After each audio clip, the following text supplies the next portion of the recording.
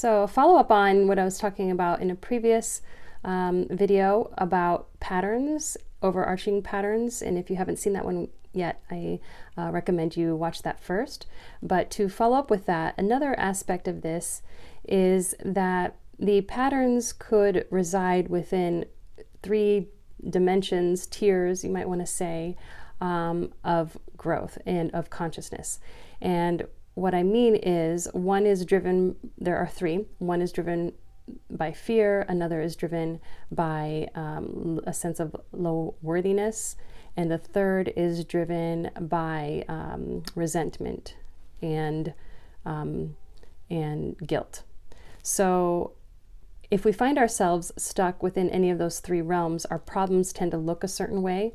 So for instance, if we're stuck in the realm of the second realm of unworthiness, we have a lot of, there could be psychosomatic illnesses that occur.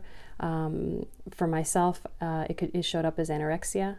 It could look like depression and anxiety. It is where we feel deep down inside that we aren't worthy, and there is likely a trauma related to that that needs to be looked at and explored and resolved. And then the problems start to shift, the nature of the problems start to shift into giving instead of hoping and focusing on getting those needs met of attention, worthiness, the sense of love, admiration, validation, and that sort of thing. It starts to shift to the opposite energy, where you start to focus on contribution and giving, which is the next tier and level of growth that a person would evolve through. Should the nature of their intrapsychic world and challenges be of that nature. And so that is encouraged, and it is through a process of working with them, as I had described previously, where we modify. Not only it begins with addressing the trauma, and then it evolves into modifying meaning, and then it evolves into associating that new meaning with the self-image, and then envisioning and establishing, seeking a future where the benefit of that new self-image will flourish. And so then what I do is work with them in making sure that these dimensions of consciousness stay safe, stay fluid, and that they can flow through each realm of these.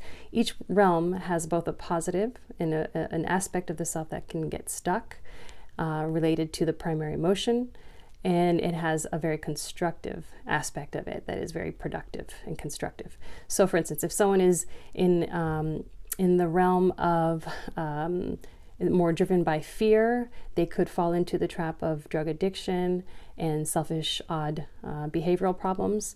And they then would need to bring themselves in their awareness to more aspects about love, and recognize that they're seeking love.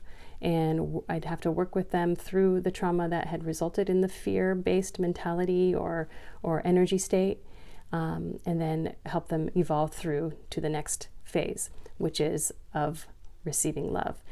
And so, as I mentioned previously in the example prior to this domain, this dimension of consciousness, is the next where one seeks love, but the default of that, the negative aspect of that, where one gets stuck, is when it becomes a desperation, a need for validation, and that sort of thing. So the healthy aspect of that would be to simply enjoy seeking, embracing, and sharing love simultaneously.